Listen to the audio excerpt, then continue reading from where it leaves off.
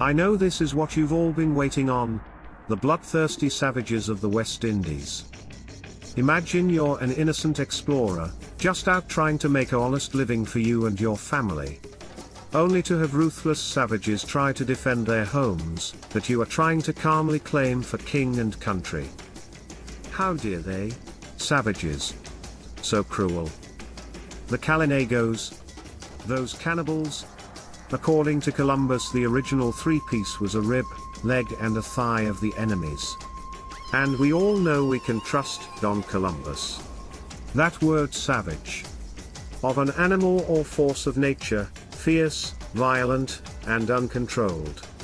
Or another word used by invaders when they want to do all manner of atrocities, but need to justify it to the masses.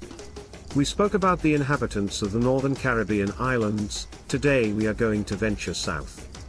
The Kalinagos, also known as the Island Caribs or simply Caribs, are an indigenous people of the Lesser Antilles in the Caribbean. At the time of Spanish contact, the Kalinagos, similar to the Tainos, were one of the dominant groups in the Caribbean, which owes its name to them. They lived throughout Northeast and South America, Trinidad and Tobago, Barbados, the Windward Islands, Dominica, and possibly the southern Leeward Islands.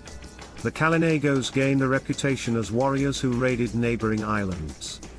According to the Spanish conquistadors, the Kalinagos were cannibals who regularly ate roasted human flesh. There is evidence as to the taking of human trophies and the ritual cannibalism of war captives among both Caribs and other Amerindian groups such as the Arawak and Tupinamba. Okay, let's address the elephant in the room, the cannibalism. So by the Spanish accounts, per their observation and first-hand accounts of the Tainos. But really first-hand accounts of their sworn enemies.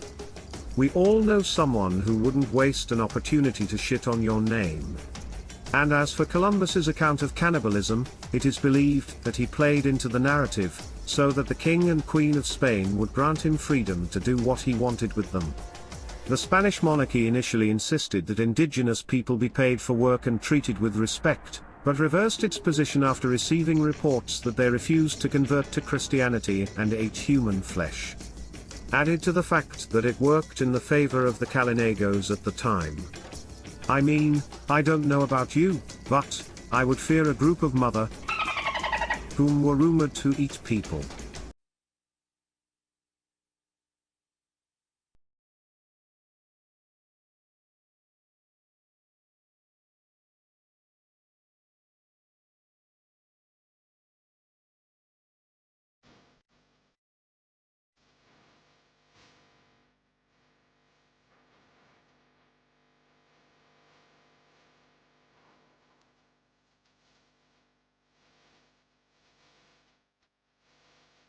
A 1,000 years ago, Jacob Frederick's ancestors came from South America to settle the islands of the Caribbean. Setting off from the Orinoco Delta in great ocean-going canoes, they paddled a vast distance in search of new lands. The islands they found were a paradise of natural resources. They called themselves Kalinago, but Europeans would give them a new name, the Caribs. The first appearance of the word Carib in recorded history is found in a letter home from Columbus to Ferdinand and Isabella.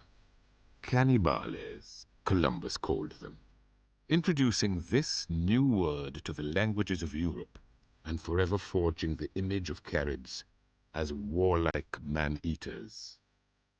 5 centuries of European colonization followed. The Caribs fought to protect their way of life. It was a desperate struggle for survival, in the end leaving only a trace. Today, centuries later, Jacob Frederick wonders about his ancestors. Who were they? Can he find them?